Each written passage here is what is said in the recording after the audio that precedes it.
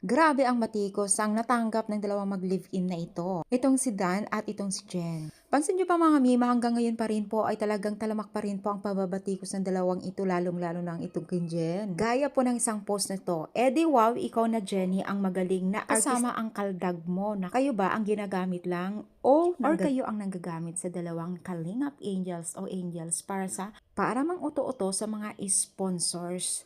Nakakatawa, binabaliktad mo, all ibig sabihin, ang nanggagamit sa kaldag mo ay si Kalinga Prab. Sana mauntog ulo nyo para magising na kayo. Ibig sabihin, hindi totoo ang paghihingi nyo ng tawad sa pinsan ni Kaldag. Dahil ngayon, iba na naman ang lumalabas sa bibig mo. Saan mo ilagay pinag-aralan mo? Yan lang po ay sample sa mga taga-supporters ng Team Kalingap na talaga naman nasasaktan sila kay Kalingap Rap. Naku po, pansin nyo ba na habang tumatagal ay talagang multiple po ang problema po sa Team Kalingap ngayong taon na ito. Parang hindi nawawala ng issue, parang unti-unti silang hindi nagkakaintindihan dahil po sa mga ganap na hindi natin maintindihan din. Ang mahirap pa dito, puro magkamag-anak pa itong mga hindi magkakaintindihan ngayon dahil sa mga girl ba? Pero minsan may mga nagsasabi mga scripted daw to kasi baka gusto lang daw nilang mag-ingay kasi medyo bumaba na po ang mga views daw di umano mga Team Kalingap o mga iba't ibang Kalingap na kagrupo nila. Dahil taga-manonood lang tayo o taga-panood lang tayo, wala tayong pruweba kung ito ay totoo man o hindi. Dahil nagbabase lang din naman po ang taga-supporters ng Team Kalingap sa mga nababasa nila o lumalabas po ng bibig po ng mga kasamahan po ng Team Kalingap.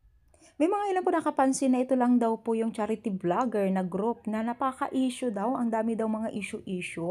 Pansin nyo rin po ba yun ito mga mima? Malay natin nga nag-iingay lang po mga ito, strategy, di ba? Pwede rin po. Ano sa palagay ninyo, strategy ba ito? What else man ito? O ano man ito?